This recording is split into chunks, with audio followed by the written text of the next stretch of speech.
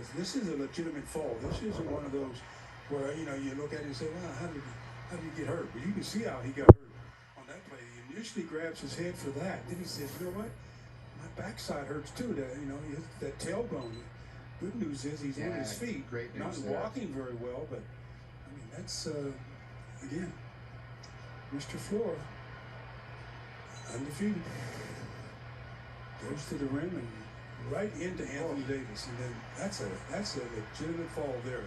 Local product, Chimezi Metu.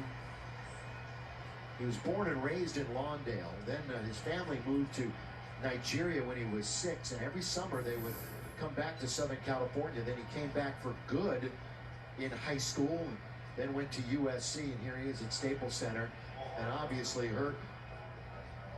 So he will go into the tunnel, and most likely, you would think, slowly back into the locker room.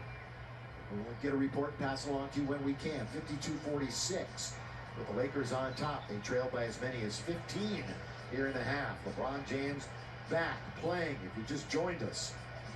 After being out for a month, Davis kind of it goes. He's not going to get the bounce. And the foul is on Marvin Bagley III. Well, AD catches the ball just about every time and faces up without committing his dribble. That puts all kind of pressure on the defender because Anthony is really good at shooting the ball from anywhere, but especially in that mid-range game. So that time Bagley trying to reach in picks up the foul. AD, his first free throws here tonight. The Lakers are 6 out of 8 for the team. Hey, congratulations to a New Way of Life reentry project on winning the Lakers Youth Foundation's March U Grant contest. Now, New Way of Life reentry project will use the $5,000 grant to build a playground for the children of previously incarcerated women at the existing facility in Montebello, California. Lakers Youth Foundation, the official team charity of your Lakers. Well, AD knocks down 2, and the Lakers match their largest lead thus far. Halliburton holding on to it, out of the reach of Davis. 2.5 to play. Lakers double up on Buddy Hield. It's a loose ball. It's deflected so they can go back and get it. But then he's on the line. So the Lakers, aggressive defense. Okay, so there's 2 good plays by the Lakers, 2 bigs. Drummond and Anthony Davis did a good job on that half-court sequence. And LeBron will call out the numerical number, get into his action here. And the Lakers, Schroeder pops out. Drummond will roll to the basket.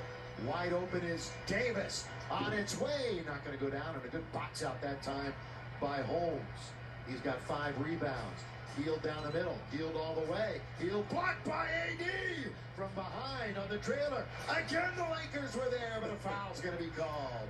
LeBron sneaks in, and he tries to get a block from the backside, but Bagley will go to the line and shoot a pair.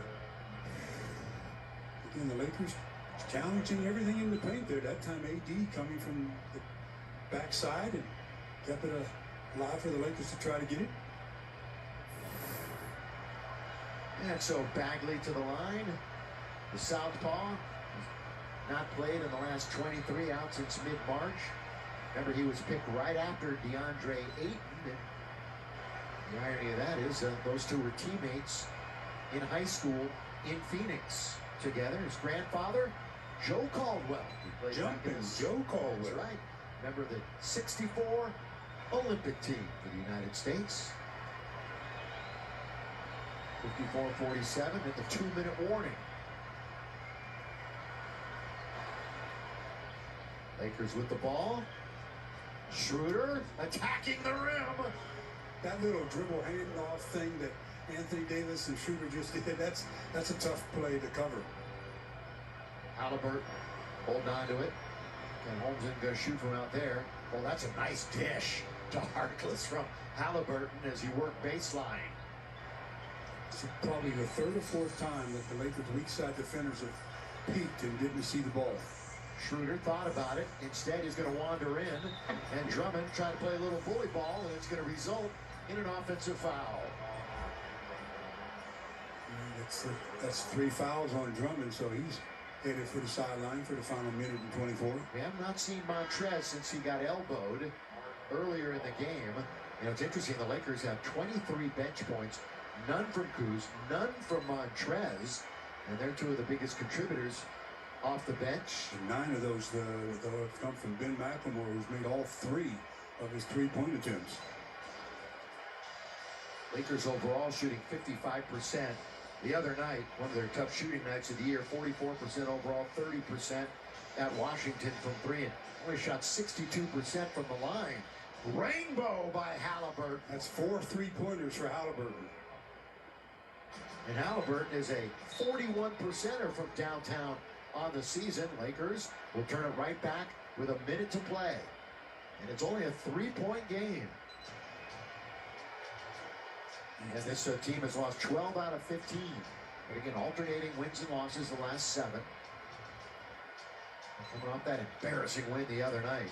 Definitely want to make amends. Buddy Hield moving just inside the 3-point line for 2. And he scratches from the field for the first time. 1 out of 8 is Buddy Hield, and they're only down by 1. And he has yet to get going from beyond the arc, where he's been out of sight the last 4 games, over 60%. Caldwell Pope, shot clock is at 8. They're going to work it through Gasol like they do often when the big man is in there. AD alone, left wing, right hand, shot up, no good. And they will work for the last shot, and they could take the lead. We've had 4 lead changes here in half number 1. See what the Lakers do weak side baselines to see if they get another guy cutting and they don't spot him. Ooh, wow. There's Rashawn Holmes, and he nearly banked it in. And the half is over. That would have only been his 3rd make of the year from out there. He had 2 chances on that one. It rolled around and spilled out. All right. Halftime. Sacramento and Los Angeles only a 1-point differential. This is the kind of game you like to see towards the end of the season. 55-56. Ben McLemore with 9